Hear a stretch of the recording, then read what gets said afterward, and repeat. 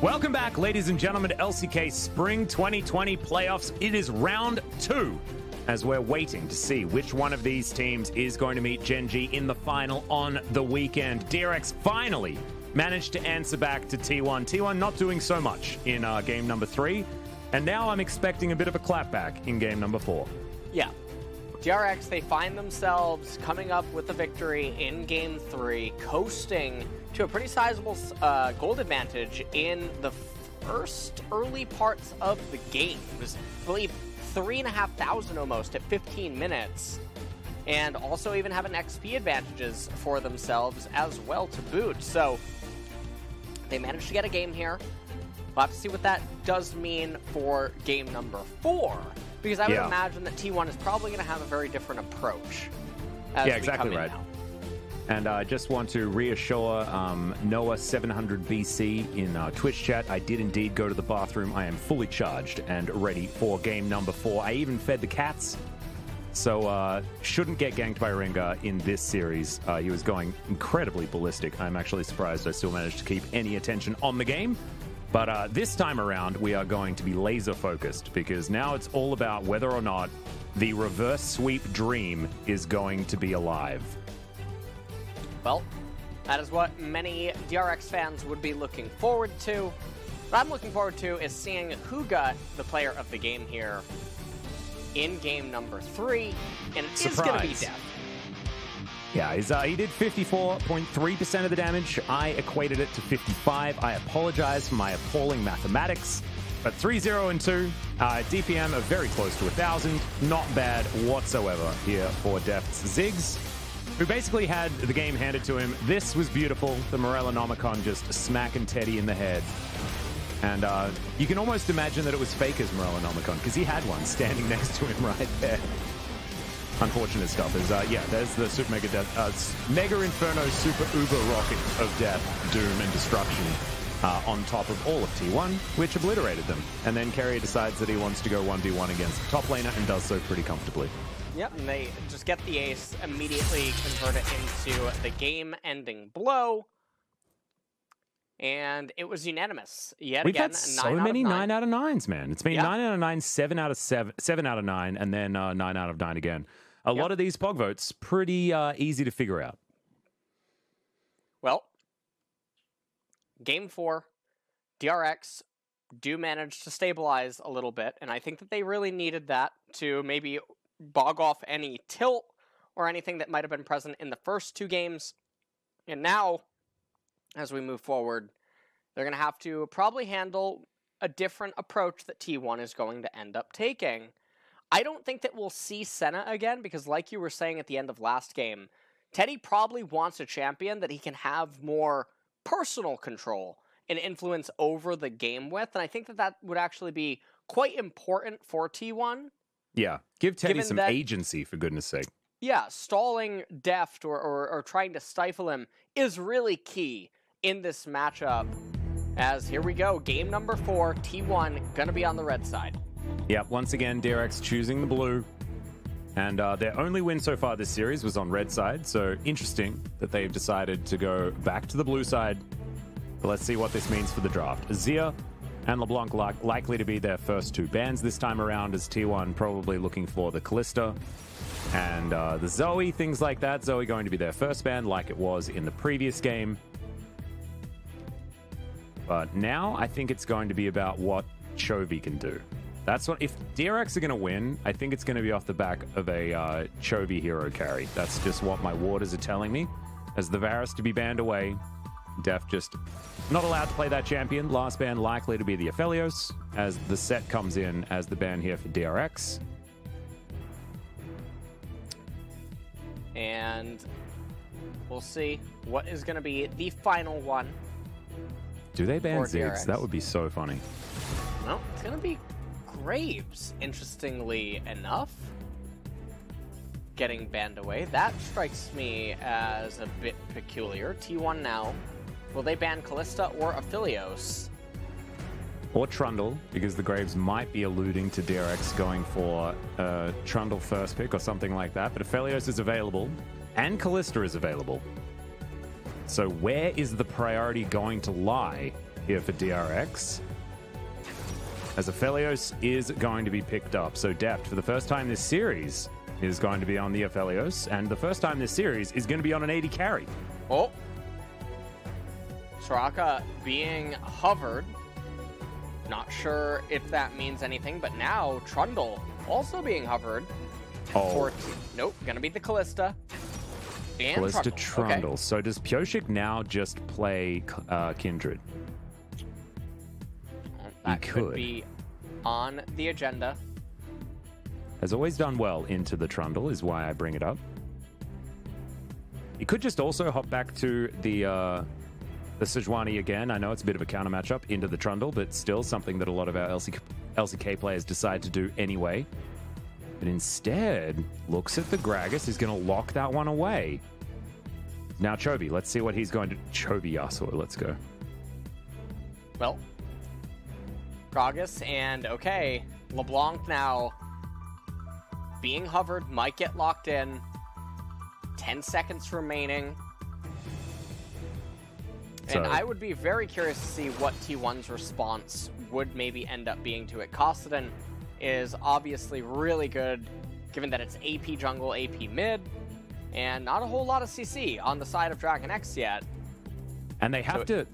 T1 are now in a tricky scenario, right? Do they get the best counter pick for LeBlanc, which is likely the Kassadin or something like that? Or do they take away another priority pick like the Taric, potentially? As Faker currently hovering the Ornn for Canna, and they are going to lock that one away. So now, where are the bans going to go? Likely the DRX takes away the Kalista Taric option from T1.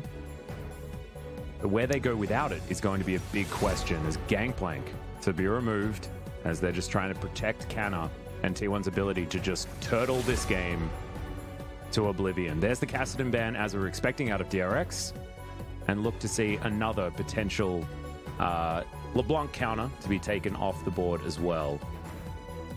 It might just be something, I don't know, Akali probably not going to be a great option into the LeBlanc, but it might be something that Faker would like to do, and certainly has been something he's performing on so far in this series.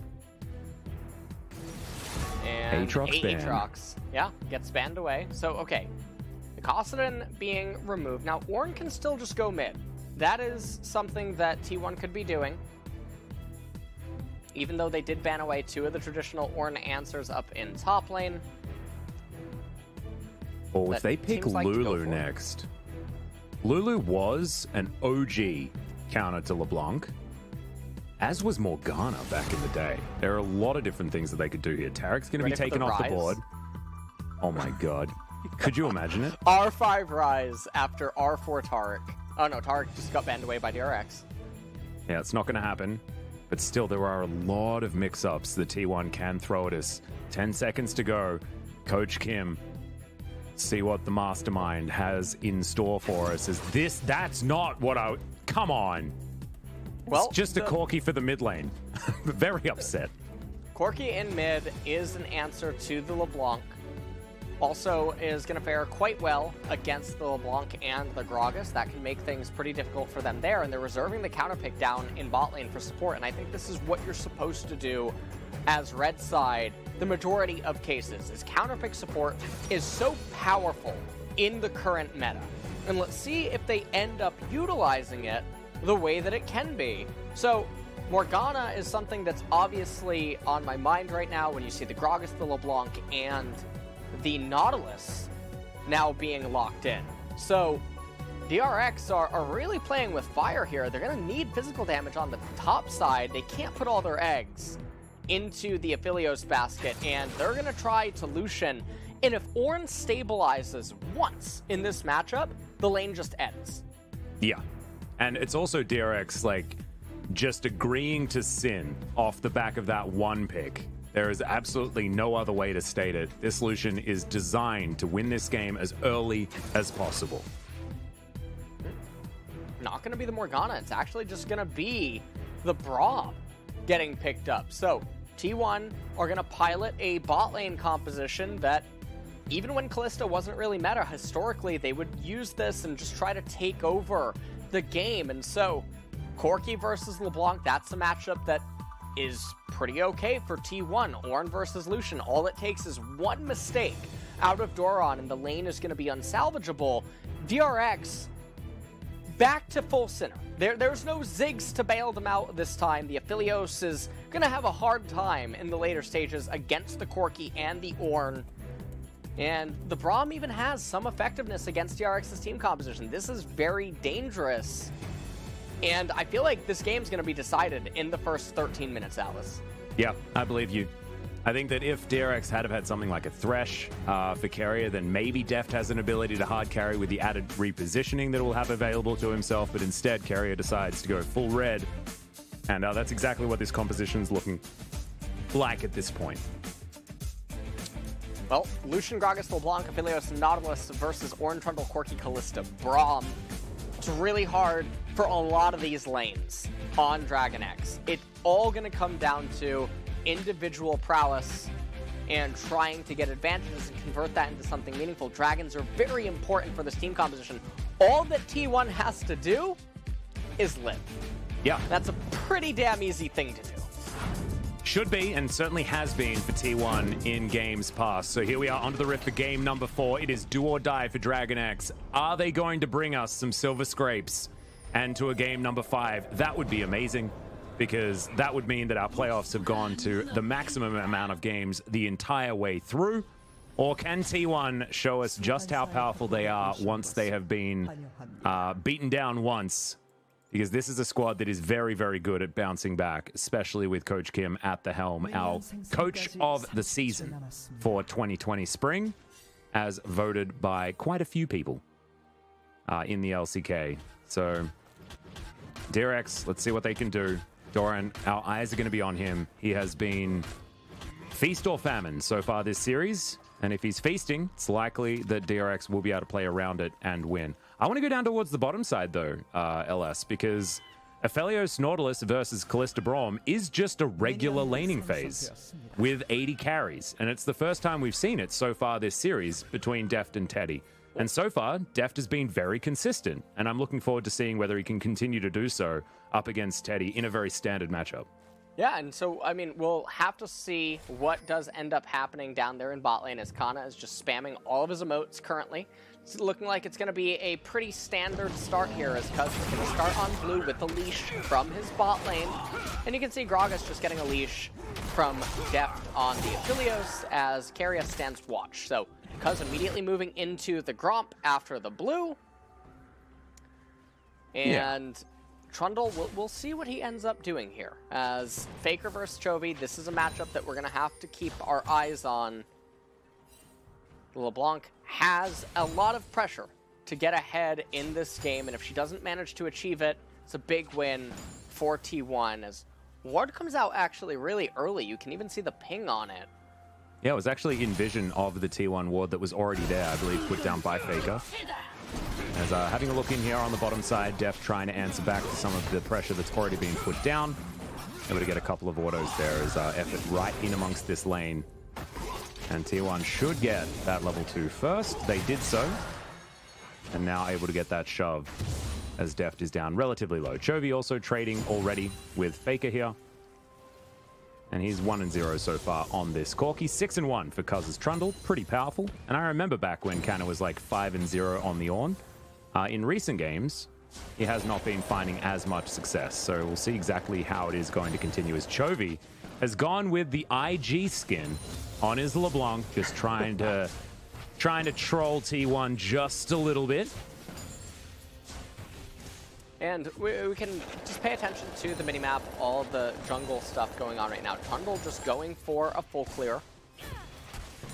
And is beating Gragas to the punch, and then he'll move over to the left-hand side most likely. As you can see the Lucian, he's trying to push in the Ornn. And Ornn is just sitting happy with the way that this lane currently does stand. Doran gonna get a little bit more poke, but this isn't the end of the world. Oh no. He's really healthy. Gonna probably go for the Q max up here in top lane as, okay, Kana just doing a fantastic job at CSing. Passing the test, absolutely. Yep. See if he can locate the Bramble Vest as his first item. It would be a bit of a shame if I see a Bomby Cinder, as we got a trade happening here between Faker and Chovy. Chovy does get the better end of it. Yeah. very strong. As far as the mana bar trade as well, also looking pretty good. As Distortion going to be available pretty soon, and looking a bit scary, but there are a lot of minions that Fake is now utilizing. Yeah, and that one auto by Chovy drawing so much minion aggro cost him a lot of his HP. And as Kuz comes on in, there's no Distortion flash, has to be used. Perfect timing there from Kuz on the gank. And this may help Faker find himself a bit of a cheater recall, which he's going to do so right now. And that lane was looking really good for Chovy, and then instantly got turned on its head. He was really doing a pretty good job in the laning phase. Faker does get a recall off with the tier. Recalling now on top of the minion wave that actually interrupts Chovy's recall. They both do have teleport. Yeah, Chovy should be able to use his to get back. And should be fine farming out these minions underneath the turret. Kuz now behind enemy lines as he pops on in. We'll find Pyosik here, but the barrel is going to secure most of them as Chovy underneath his turret. Down very, very low on mana, but Faker's just going to try and clear this minion wave as fast as possible. As we look bottom side, Teddy is ahead in farm by just a little bit, but I believe a minion wave is pushing forward. As Kuz is going to start off on this Mountain Drake. Teleport back to the mid lane there as Pyosik is going to find this ward. Whether he's going to find the dragon is going to be the next question, as Kuz is just going to unleash it and let it go back to sleep as Faker just waiting in the wings. Gets that shove, puts on the pressure. And DRX have been farming very well so far. So they're going to have a slight gold advantage, but it's, again, one of those games where you look at any gold leads, and actually, it's just good no matter what happens for T1. I mean, there needs to be very large advantages for DRX before we start saying that they do have control of this game. Yeah. And Mountain Dragon being the first one of the game, it is going to be super important as, okay, Bommies was picked up by Kana up in top lane. The reason I want to talk about that is because people do this all the time. The Bommies doesn't have usage against the Lucian. Okay, hold on. Oh no, Pyosik, yeah, he's going to get stunned up. Faker goes on over. Keria is here, but there's first blood. Faker getting taken down very, very low, but there's the flash forward from Effort. Does manage to land the stun, and now Chovy should be falling as well. Yep, passive not going to be good enough, and Effort picks up the kill. Effort gets the kill onto Chovy, and that's quite nice. He can try to use that to accelerate into his tier 2 boot, so it's not the end of the world, but things are falling apart for DRX this early on. They have a team composition that needed to get ahead, has to accrue advantages in the first 15 minutes of the game, and this is the danger of picking a team composition. And some people, they'll turn off their brains and they'll think, well, it should be easy with their champions. No, it shouldn't, because the enemy team is also 5 professional players that is aware of what you need to do, and they can take some losses, whether it be inside of jungle camps or skipping some CS, in order to not fall down super, super far. And so if they end up doing that, it's always going to be a T1 victory. But now T1 getting the kills early on, stifling DRX, it's basically double. It's amplified how much of the problem for DRX currently does exist in this game. You can see Pyosik, and you wonder what he's looking for, because mid lane state not gankable, Scuttle Crab not coming up anytime soon, and this was just a normal reset rotation by T1. Effort and Kuz there. Chovy not having the flash. He just gets clapped immediately and brought down. Yep, no option to get out of there. And really good follow-up from T1. So first blood and an extra kill is the cherry on top. He is very, very nice here for T1. You can see Deft able to claw back that minion disadvantage that he had by just a little bit here on the bottom side. As Canna's absolutely fine, top side of the map, actually winning out now on some of these trades and only down 18 CS. That is absolutely fine, well and truly tolerable for the Ornn. And we're expecting something like a clapback. This is just T1 saying, no, we are fundamentally just better than you guys. Don't worry about it. As, yeah, that is a flash into it as he dives the turret, and that is a very dead Lucian. And that is not what you want to be have happen in this lane, as Kana is solo killing Doran all night long. Yeah, this is just, the top gap is insane right now. That should not have happened in any universe. Yeah. And it feels pretty comfortable right now if you are Teddy or Faker, that you're getting so much relief from the top side. And again, it's not something that probably anyone accounted for coming into the series. So yeah. Right here, Chovy, I mean, he's trying to do everything that he can to keep the wave on his side of the map. Effort rotates knowing that Faker's going to need some help. Here's Cuz as well. Yeah, in position, actually biding his time there as the barrel does get back. Effort a little bit late on the Unbreakable, but Chovy is extraordinarily low, making his way out to the north is now Cuz. Looking pretty immovable on this Trundle right now, and Chovy just going to try and clear out this minion wave and this ward on his way back forward. Deft coming there to save the rest of his team, and he's going to have to do exactly that this game. I don't know where their avenue of advantage is going to be.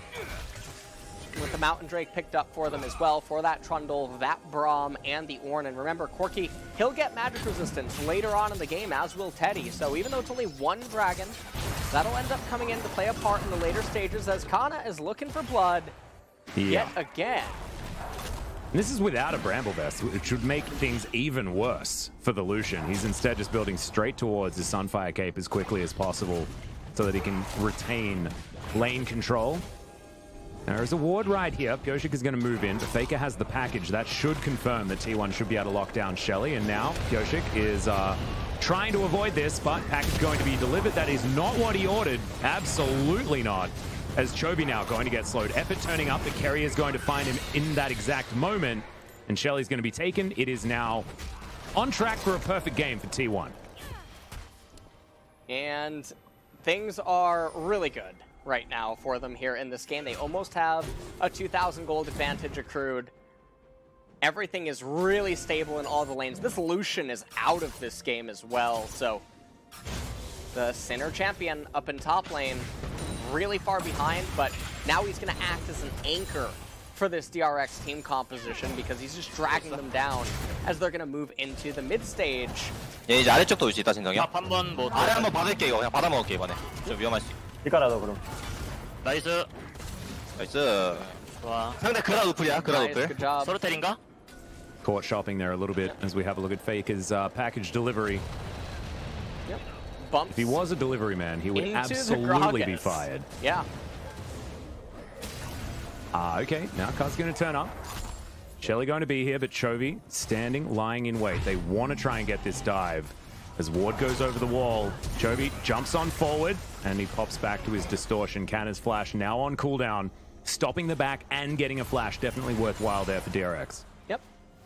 And now it's going to be Cuz that's going to be left to pick up the CS in top lane. And it's a 2-level advantage right now in the jungle. And that sticks in Season 10. With the way that jungle XP has been changed, there was some changes to the jungle that have happened in some of the recent patches, but this is definitely going to be brutal. Cuz is way into level 8, I believe, as Pyosik did just ding, finally, the level 7. Let's take a look at this one more time. So Doran manages to move out of the way of the pillar and the searing charge as another really big trade. Doran utilizing all of his mana pool to try to make this happen. Cuz made his way up, but here was Chovy and friends. And remember, Chovy to do this, he gave up the entire mid-minion wave. So that is something that just went into the void in terms of gold and EXP. And T1, they're going to get this Ocean Dragon, and then ideally they would like to roll an Infernal, but they're not even probably opposed to Cloud. Yeah, they don't really care. Honestly, the Dragons feel pretty much inconsequential, but that is the Infernal Drake. Would be a door to open up again for DRX. If they're able to stack these to 4, then it will be gigantic amounts of burst damage and will keep Chovy relevant as this game goes on. But that feels a little bit like a tall order at this stage. And, well, Kana just going even up there in top lane. Blade of the Ruined King still not even complete yet for the Lucian. That is going to be a bit of a problem. Looks like Hexdrinker going to be picked up on Faker as we're moving into the mid-game transition. And remember, in Champ Select, we said this game's going to be decided in the first 13, 14, 15 minutes of the game. And T1, it's not just a 2,000 or 1,500 gold lead. It's the Mountain Drake 2, which is giving a little bit of resistances, and it's the fact that their team comp scales so much better.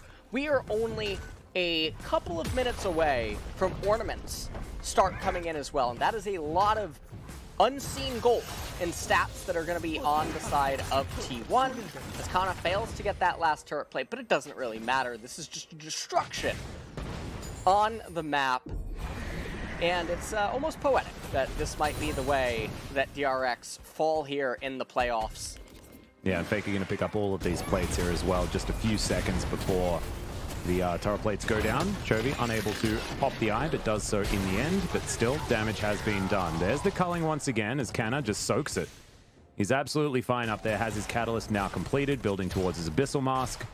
No Frozen Fists this time around. I like it a lot, as Pyosik is going to look to try and counter jungle just a little bit, but he's still so... Oh, no, he's not. He's not actually super far behind when it comes to farm, but 1, 0, and 2 for the Trundle is helping him control that CS advantage, and even the big chicken not being taken there by the Gragas. But at least those levels have been made up by Pyosik. And, well, Faker is going to shove in the minion wave. He does have the Hex Drinker picked up. He might be able to just get this solo turret gold. And Yeah, that's a nice huge. pickup for him. Yep. Kana up here in top lane, level 11.3 or so, maybe, on this Ornn, as Doran's still stuck at level 10, now getting zoned again. Yep. Using the package, actually, to try and get out of the way as teleport comes in from Chovy. And T1 will just move back towards this top lane and take down this turret. Yep. Chovy not able to really do a whole bunch. He doesn't have any damage. He only has a Lost Chapter and a Blasting Wand, so they can just ignore him and basically say, who cares, as that's the second turret of the game, and things are looking pretty hopeless. Teddy probably feeling really good down there in bot lane. Yeah, he knows that he doesn't actually have to do anything this game. Yeah. Not a whole lot going on down in bot, and just spells disaster for Deft, because he's going to be essentially neutralized. Win rate with gold at 15, 82.1% for pretty T1. good. It's all right, you know, I mean... I want to know what the win rate for DRX without a gold lead of 15 minutes is, because I'm pretty sure that would be pretty abysmally low as well, which would also tell a story. So we have a look at the gold. Faker is ahead by 1,500. There is a 600 gold lead for the Ornn against the Lucian counter matchup. And Teddy was sitting on 2,000 gold before he went back to base as well. I want to give you an interesting stat here, Atlas. Give it to me. T1 have also won 100% of the games where they've killed the enemy's Nexus. Oh my god. Yeah. You are just full of those hard-hitting stats. It's extraordinary. Yeah. Thought I'd fill you in on that one. No, I really appreciate it. Really appreciate it. That's really actually changed my whole outlook on this matchup, as Cuz is going to get chained. Takes the second one as well. Fair bit of extra damage, but not really anything consequential, especially considering the fact that Shirley's going to be taken down, and that King's Tribute should be able to give Cuz his entire health bar back again. Yeah, DRX just scrambling for something to do. 30 seconds until the Infernal Dragon's going to come up. T1's even going to get the second Rift Herald. And I don't know what DRX is even supposed to do. They don't even have their first core item on LeBlanc yet. Doran might just die here again. Yep. He's just going to get taken down before he can do anything. Effort not even going to die in the interim after tanking up the turret. Shirley goes down, looking to get her first charge. Might even be denied, yeah. Not actually going to utilize it on that particular turret. Is Effort's going to get lit on fire? No. He's just going to walk out. Chovy doesn't have Ignite, of course. So Shirley going to get a charge onto the inhibitor turret. Carrier going down very low. Decent exhaust there as Cuz still able to help grab that turret as Carrier goes gold and had a lot of sticks in him. As you can see, Deft now trying his very best to do some relevant damage, but the Moonlight Vigil not going to be enough. And T1 take down their first inhibitor turret at 17.5 minutes. One of the scary things about this, though, is that a lot of them have no HP and mana, and Doran teleporting in. DRX are now in a position where they could actually maybe get this Infernal Dragon, and that would be a really big pickup for them here in this game. It looks like T1, yeah, they overextended a little bit too much, and now this is just going to be, I believe, a free dragon given over to DRX. Now, Chovy's not here, but they're not going to contest it, and so a bit unfortunate that they give that away. That is a breath of fresh air, though, for DRX fans. I don't know whether stalling is necessarily going to work out here for DRX, though, as the Fate Scroll comes in with the ultimate, with everything. And Doran not going to be able to survive this one. Effort tanking up the turret very nicely, and Effort using the Unbreakable to make sure that the Lucian damage was negligible. You can see Deft, though, he's still pretty strong, building towards his first Zeal item. Does have his Berserker Greaves and his Infinity Edge already done. and he's ahead in farm by just a few. So he might be someone that DRX can lean on. But Doran certainly isn't, despite the fact that he does have a CS advantage. The 2-0-1 sitting on the Ornn, the fact that he's about to tick towards level 13 to get all of those extra stats for himself, and will then be able to deliver so many stats over to the rest of T1. Might of the Ruin King, the Trinity Fusion as well, and so much more for T1. It's really, really close to that level 13. It looks like DRX is thinking about making their way downriver, and honestly, I don't know how Kana doesn't... Okay, well... Oh, a bit of a Owen Wilson here. Exactly, he's certainly behind enemy lines, but he's going to throw down the Ornn Horn anyway, as he gets the knock-up onto Deft, but Sentry Turret comes in. There are a lot of Chakrams, and Deft has delivered the kill for free. Going to pick up a bunch of extra money there, so this is the win condition for DRX. We have to remember that Deft is 100% of their late game, but whether he's going to be able to actually do anything is going to be the big question, as Faker's Gatling gun is enough to scare Chovy away, and Effort and Cuz just going to make sure that their captain is not going to be doing anything too silly. As Carrier comes on in, and that is the wave cleared. But DRX still certainly on the back foot. Yeah, DRX are still very far behind right now. Kana just waiting to ding that level 13. He'll get the Infernal Mask as well as the Forge Fire Cape. And you take a look at the minimap, and everything is dark from DRX's point of view. So everyone just walks down into the bot lane and kills him. This was really just something straight out of solo queue. One of the freest kills that I think we've seen in the LCK.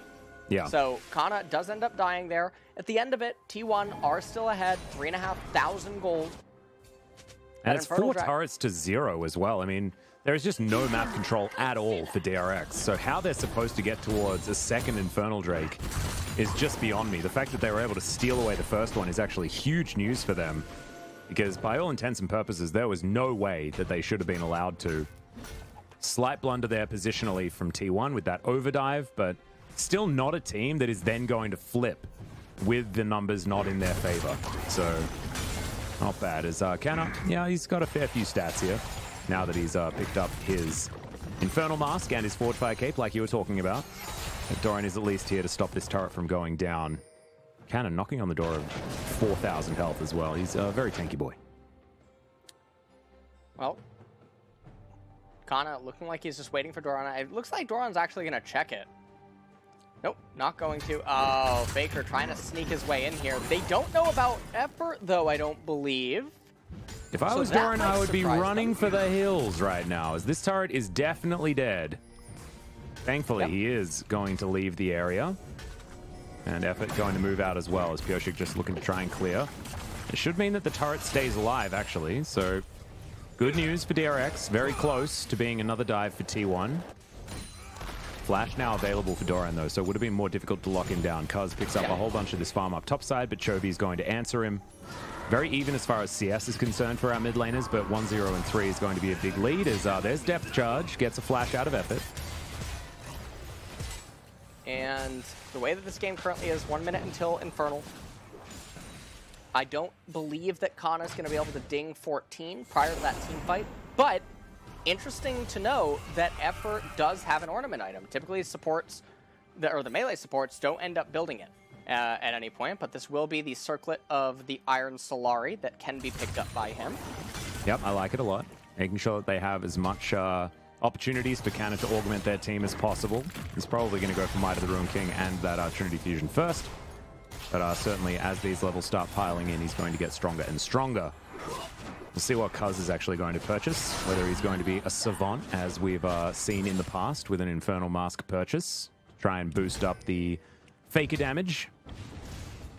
And speaking of Faker, he heads towards topside, looks to clear out this minion wave, and he might be thinking about a back timing or something like that. I'm not sure when the next package is available, but if that comes in, that should be very, very useful for making sure that this Infernal Drake is going to belong to T1. Right now, Kana is taking a hell of a lot of damage, actually. This could be pivotal for making sure that DRX have the best opportunity possible.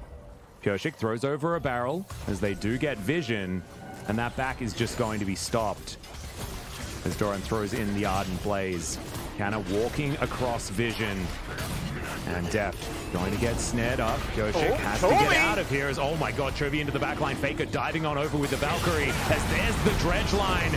Goes Golden, but into the backline is Canna. Flash out from Deft to make sure that he stays alive as Canna taking all this auto attack damage. The onslaught there from Deft, but he gets exhausted and will be taken down by Teddy. Doran now trying to kite this one out as Pyosik is on top of Faker, but he Valkyries again. Gets himself out of the way. T1 will get themselves to Soul Point and win themselves a team fight, but Pyosik able to be a hero on the backline, and Chovy as well takes down Teddy. Cuz should be able to answer this one, but there are distortions. There's a lot of funny business that Chovy can throw out, as now should be able to dart his way around this map and teleport himself to safety. So the trade is going to be even, but the Infernal Drake went to T1.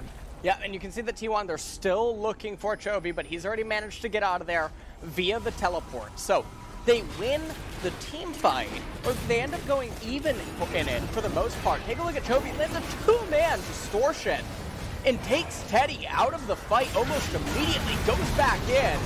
With a bit of smoke and mirrors, just barely manages to dodge the Ornament ultimate. On the right-hand side, Kana blocking up Doran as well. Deft ends up getting exhausted and pillared as well, brought down almost immediately as Doran not able to find the kill onto Faker. Not really that much synergy with Pyosik as they attempted to bring him down, but Pyosik goes back in with the flash body slam, and Teddy, not really long for this world, ended up even blowing his flash, as Chovy was able to bring him down as the last man standing. That could have been so much worse for DRX, though. The fact that they're able to get those follow-up kills certainly does help their chances as this game goes on. But you've mentioned it before. I mean, the scaling advantage is just too huge, and DRX are going to have to make some absolute hero plays if they're going to get their way back into this game. 3.5 minutes on Infernal Soul potential for T1, and right now they're just controlling vision around this Baron. It's looking real dicey here for DRX. Yeah, this is looking very scary if you are a DRX fan, because T1 now matching in the Infernal Soul Point even in 3 minutes.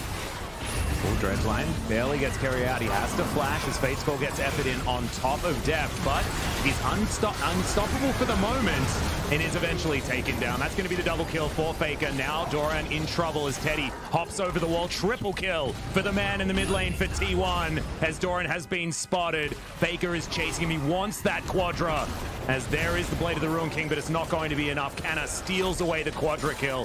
Faker is tilted, but he might still just win the series.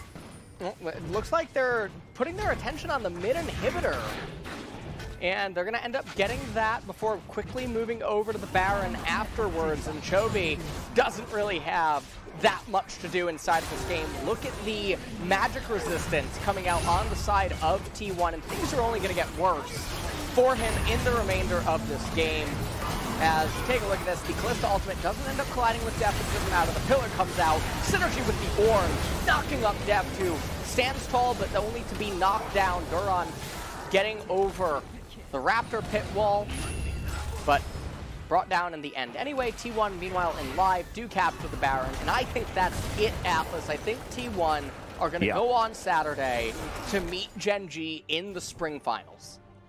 And they also look very scary on their way over there as well. So Gen G, hopefully, they are of course watching, but hopefully they're studying the best way to take down T1. And I think it has a lot to do with trying to scale against them, because T1 just don't make the mistakes that these mono red compositions require you to make.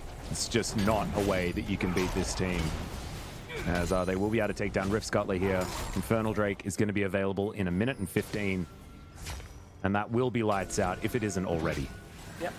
1 minute until it does end up spawning. And I don't know what DRX is supposed to do, really, at this point, because there's so many resistances. It's not even like they can make a pick off either, because there's so many ways for T1's champions to either be durable enough to live until help arrives, or to just get out of a sticky situation. And I hope that Chovy, he opens that book and he reads what's inside. Yeah. As I don't think there's good news inside of it. 45 seconds until Infernal Soul comes up. Baron push. Running down mid. Kana finds Chovy, gets the distortion out.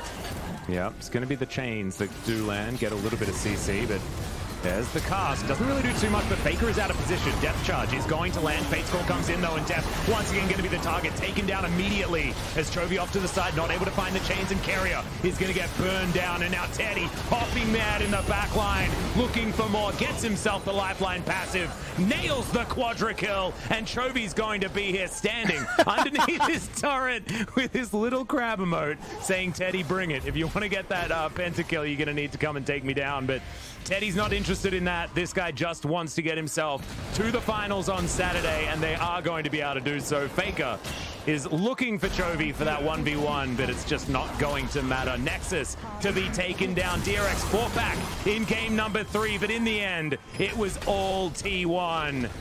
And they are going to meet Gen G in that final for the 2017 World Championship rematch. And that's going to be it for the series tonight as T1 3-1 Dragon X. And honestly, I have no problem with the way that the series went. As T1, they showed up with, I think, better drafts in all 4 of the games, which was very surprising. Always a pleasure to see the Sinner comps end up losing, and DRX, they could never accrue any advantages. And also, huge shout out to Kana for his performance today. Yeah. Because it alleviated so much pressure in this series, and he just put on a bit of a top gap in this series. He certainly did. I think it was all about the top and jungle gap so far this series as well. I mean, I felt like the only game that Pyosik was able to find any sort of an edge was when Cuz really couldn't get anything proactive done in the early game. And, you know, the World of Warcraft PvE gameplay came out on top. But that's not going to happen in the majority of cases. And so, very impressive stuff. I thought Faker also played extraordinarily well in the last game. He had some interesting plays in game number 1, but ultimately it didn't even really matter, and he was just very stable in that mid lane, even though he was up against Chovy, who was... There was no chokey this game. This wasn't about, you know, any sort of big throws from any particular members of the team. I think it was just T1 playing better macro League of Legends, and the game plan from DRX just not working out. They just weren't able to play that mono-red style to the point where T1 didn't make enough mistakes to let DRX into the game. And DRX couldn't force anything that they actually wanted to take.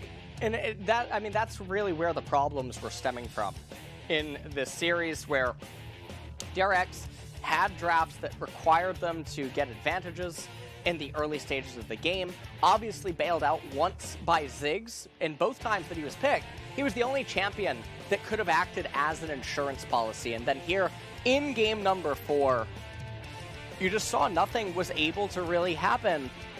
And there's a lot of people that'll say, well, DRX is making mistakes. They should have been able to make something happen. No, that's not how that works. No. Because T1, as 5 other professional players, are aware of what needs to happen. And they can cut their losses in some places to prevent it at all costs. As the snowball really started early for T1, and it really stifled everything that DRX could hope to achieve. Yeah, this was precisely that moment, and Chovy falling down was just the cherry on top. I think even if it was just that kill under Pyosik, it would have been enough. As Kana then winning the 1v1 matchup against the Lucian, and Doran with a very greedy back placement. Yeah. Kana just sending him to the moon. That's what happens. I mean, I thought it was Keria that was all about putting down those flags, but it looks like Kana wants to do so as well, as Faker delivers Pyosik a package. But, you know, it's that time where you go to the letterbox and you look for that thing that you ordered, and instead you find a build. And that was exactly what happened. That package was not the one that he wanted to actually collect. As Kana tries to turn this one around on the bottom side, but this is when he was just caught out of position. But from this point on, I don't think Deft was actually allowed to do anything. He got a few autos off in this team fight, but then there was just too much CC, too much control. And Deft just doesn't have enough flashes to save himself from that. No, and there's just nothing that really Aphelios can do in this team composition, because he's always going to get locked up by Ornn and Trundle. There's no protection for him, and in the later stages, he can't go melee range against the Corki and the Kalista. So it is surprising that it took so long towards the later stages of the split. Well, it's a couple of nerfs, but Aphelios has really looked a lot more vulnerable in some of the more recent series, and not just in even LCK, but also globally. Yeah, As this team fight. I think the G2 Fnatic series certainly showed us that Aphelios is nowhere near the Elodios that he used to be. I did like the creative way that G2 dealt with it, with Caps' Kog'Maw, with the Lulu in the lane. I thought that was absolutely fantastic. I mean, Tahm Kench aside. But still, I think that T1 had a pretty good way of dealing with it as well, and that was by absolutely excruciatingly winning everywhere and then having way too much CC for Deft to deal with. Look at this. Like, he was at a kid's birthday party, stuck inside the bouncy castle for the entire... Yeah. And there was just nothing that Chovy can do. LeBlanc can't enter into any of these team fights because everyone, too many resistances, too difficult to get taken down. And then if she gets attacked by Braum once, it's all over.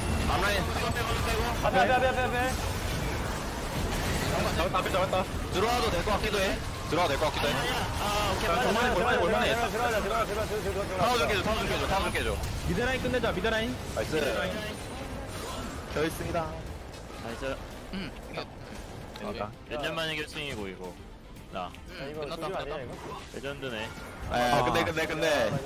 He didn't see the emote. That's so sad. 오랜만이다 결승. 여기서 로얄러도 중국대. 눈물 나누기야. And like I was saying to you earlier, Atlas, T1 win 100% of the games they captured the Nexus. So, and I can't believe that stat stayed relevant. You spoke about it in this game, and then once again, in a game that T1 wins, they kill the Nexus. Just insane. I don't know how you do it so consistently. I'm not sure. I pog voted. My pog vote was LS. 10 out of 10.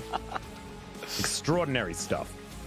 As what was also pretty good was Faker's large amount of damage. He managed to put down the LeBlanc pretty comfortably here in this game. But it was, you know, 1 Drake and 4 kills away from a perfect game. It was very, very close to being that as the game progressed from an early game that T1 had full control over, with a composition that shouldn't have had full control in the early game. No, and that's basically where the cookie started to crumble. We're going to have to see who gets the player of the game. I gave it over to Kana, yet again, who I think was the MVP of the series. Overall, yeah, I think he did probably so overall, much. yes. I think Faker had a fantastic game in game number 4, and I gave it to him, but we'll have to find out exactly who that is going to be this time, as Caster Sung is going to announce it, and it will be Kana for 1-8 on the Ornn. Being able to solo kill the Lucian certainly was very impressive. Yeah. Really key to take off all the pressure and basically make the Lucian invalid in this game, as he was never able to really come back. So Doran, in a bit of a surprising fashion, just falling down here so easily in top lane. And maybe the pressure of the series just ended up getting to him. Yeah, I don't know. I think there's certainly some work to be done here by DRX, but they will have a lot of time now to do it, and I think they should still be proud of how far they've come with the rookies on this team, right? Remember, Carrier and Kyoshik are still so extremely young. Not to mention, you know, Chovy doesn't have that many years on his hands either. So we'll see what this means for DRX as we move into the summer split. But I think that this team is still a very exciting one to watch. Just not good enough here on the day to take down T1, who are positioning themselves to be candidates for top of the standings. As I was the only Faker vote, there was also a lonely Cuz vote, as otherwise it was 7 out of 9 in favor of Kana. Yep. We'll have to hear from the players in the MVP interview what they're thinking, as now, unlike just having 2 days to prepare, they're going to have 3, well, 3 if you include the day, before they face off against Gen G. That's going to be on Saturday, the 25th. Oh, yeah. Here and that will be... Yeah. That'll be at Lol Park, and that will be with you and Brendan Valdez alongside you. So really exciting. Looking forward to exactly what's going to happen in the 2017 World Championship rematch. That will be super, super fun. And now we get to hear from Effort and Kana this time around, which is crazy. I mean, going into this series, do you expect to hear from Effort and Kana afterwards? I don't think so. I think that's the most surprising thing that anyone could have expected, is that the main carries that people probably would have expected to pop off and show up didn't. Yeah, And let's well, they pass it over to did. It's Jisun. just these guys were better. So let's throw it over to Jisun 감사합니다. for the POG interview. Thank you very much, guys. This is Susan with Universal Translation, and we'll be hearing from Effort and Kana. How do you feel moving on to the finals? Do I start? 일단은 이겨서 So 좋고요. first, I'm happy that we 제가, won. 한번 And 우승까지 한 걸음 남았는데 There's just one 꼭 step 이겨서 away from getting the 로얄로드 title. 불러주네요. So I really want to win and become the Royal Roader. Yeah, I heard the voice com that you were keep mentioning the Royal Roader. So really looking forward to it. And what about you, Effort?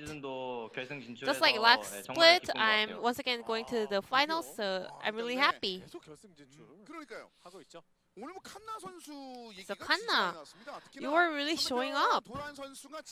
Especially Doran was doing a lot of work in the last playoff series, but this was your first best of 5 in your life, and it was a whole new situation, and Doran was in a really great momentum, so we were really expecting a lot of neck and neck competition.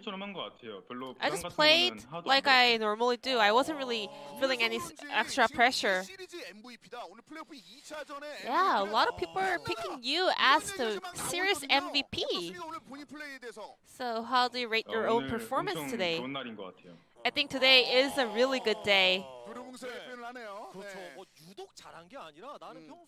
I guess Kana is actually saying that I'm just always good like this. So Effort. Today, well, DRX tried a lot of unconventional draft.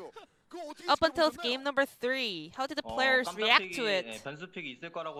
We didn't expect them to kind of pull off some of the unorthodox picks, but we didn't actually predict it will be Victor, but we were actually able to kind of go into it really well with our draft.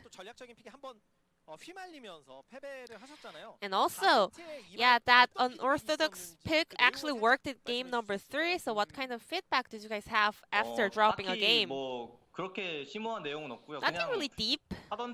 Just as usual. We just did as we prepared.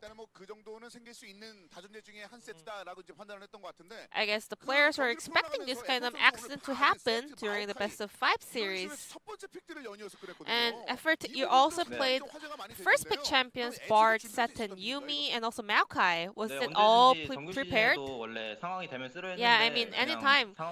During the even regular split, we were looking for the angle to play those new champions, but today was the right situation to try new champs. Bard is actually in the center of the debate, actually, of the LCK fans. Especially about the ultimate. Can you be more specific about the champion? Yeah, Bard, it relies really hard on ultimate. Everything comes down to ultimate. So it's a kind of champion.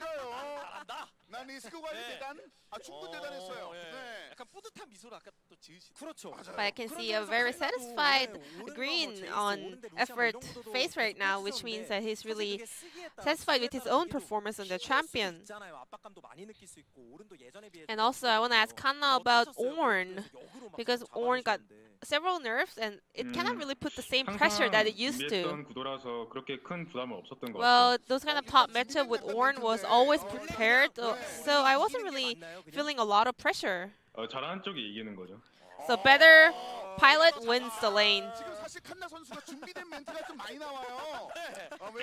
Kanna, I think you're like sticking with some of the prepared lines for the interviews. So, did anyone give you any advice?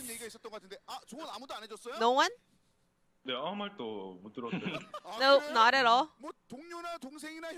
Did anyone give you any specific advice at all? No. I guess they all trusted on Kanna today. Kanna, do you know how many solo kills you got today? 4 times, I guess. Don't act like you don't know. I know you counted it.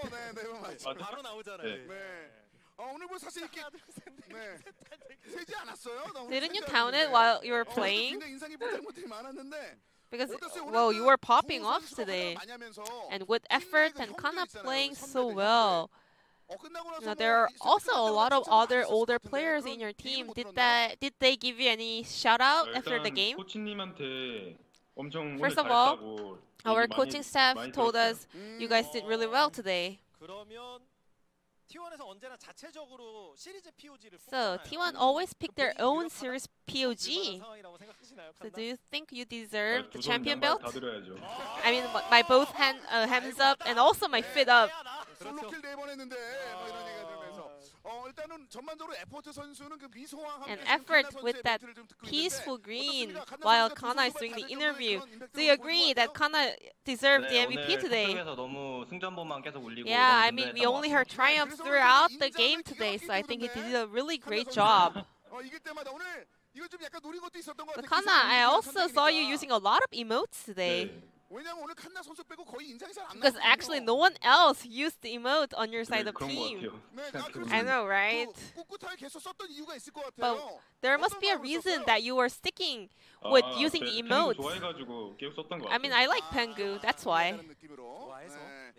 자, 이렇게 해서 이제 오늘 3대1 승리를 따내면서 So with this 3-0 win, you guys are heading to the finals up against Genji. It's not gonna be an easy series, so is there any words you want to say to Genji? 뭐 지금까지 만났을 때 Well, 이겼으니까 I mean, we won them every 다음에도 time, 이길 것 같아요. so I think we will once again. 지금까지 흐름 그대로 이어나가겠다는 그런 얘기들. 짜릿해하시는데. 네. 그럼 에포트 선수는 And Effort. 어떻습니까? 지금 사실 T1 팬 여러분들께서 A lot of 굉장히 T1 그 오늘 fans are 경기를 이길 거라고 막 응원하시면서도 그 마음속에 We're really like looking forward to today's 네. series, believing that you guys are gonna win. 이렇게 온라인으로 진행되는 와중에도 Even 너무 though the 많이 game 해주셔서 is 저희가 always 많이 held 힘낼 on 수 있는 것 remotes, 같아요. but 네, they 정말 are 감사드리고 still sending us great 결승도 support, so we 이길 are 수 able 있도록 to 하겠습니다. perform really well. So we will do our best in the finals as well. 지금 오늘의 이 멋진 장면을 가장 먼저 알리고 싶은 분이 Kana, 있을까요? who do you want to share these awesome highlights of your Oh. performance today? 부모님? My parents? 한 말씀 좀 부탁드릴게요. Any message for your parents? 못 본지는 오래됐지만 Well, it's been a 멀리서 while 응원해 since I 주시는 saw 거 you, but 감사합니다. I 열심히 want to say 할게요. thank you for always being so supportive. Thank you. I'll do my best. 오늘 또 에포 선수와 칸나 선수까지 얘기를 좀 나눠봤습니다. So 젠지와 이제 결승전만을 남기고 있는 this will be 이 the end of the interview. The 결승전에서 finalists 멋진 경기 기대하겠습니다. of 다시 한번 LCK, 말씀 Effort and Kana from T1, and I'm gonna pass it back to our 감사합니다. casters. Thank you. 나눠봤습니다. 지금 시간을 좀 드려야 될 것 같아요. Thank you so much, Jisun, as usual, for your interview translation, and congratulations to Effort and Kana for taking away DRX's chances in the final and for seeding themselves right up in there with Gen G on Saturday. That is going to be huge. At Lowell Park Live, ladies and gentlemen, there's going to be no audience, but at least the players will be there alongside Brennan Valdez and LS. And you can see it right here on your screen. 25th of April, KST at 5 p.m. Gen G versus T1, 2017 finals rematch. Very exciting stuff. And I don't have any clue what to expect for that series. It's been a while since we've seen Gen G play. Yep. They've probably been preparing for this, maybe even anticipating T1 to be the one that would meet them on Saturday. So both teams are going to have 2 days now to make any final last adjustments that they possibly can. And that's going to be a pretty big best of 5. It's going to be huge. I'm really excited. I'm going to be there at Lowell Park watching along while you guys take it away, of course. Very excited to see what is going to happen there. And also just, yeah, super psyched to see who is going to be the best team in Korea at the end of spring. And summer is going to be starting relatively soon as well. So we'll be straight back into the action as soon as everything has concluded. So going to be really interesting stuff. Make sure, guys, you are keeping your Pog State subscriptions up to date because we're going to be filming another episode tomorrow where we go over, sorry, on Sunday. We're going to be filming on Sunday. It's not tomorrow. Yeah. On Sunday, we're going to be filming another episode where we're going to go over exactly what has happened here in the LCK and all of our thoughts on what the state of Korea is at the moment when it comes to League of Legends. But for now, that is going to do us for Playoffs Round 2. We'll see you on Saturday for that grand final. Good night.